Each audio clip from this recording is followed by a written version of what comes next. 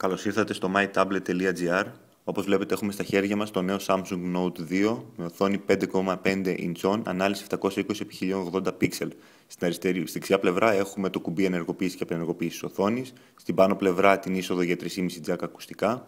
Στην αριστερή πλευρά έχουμε το πλήκτρο αυξομοίωσης έντασης του ήχου.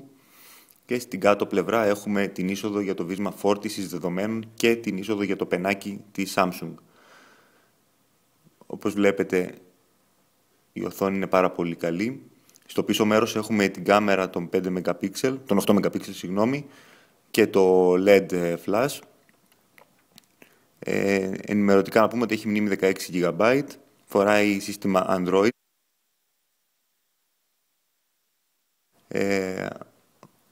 Όπως βλέπετε από πίσω έχουμε και την έξοδο του ήχου.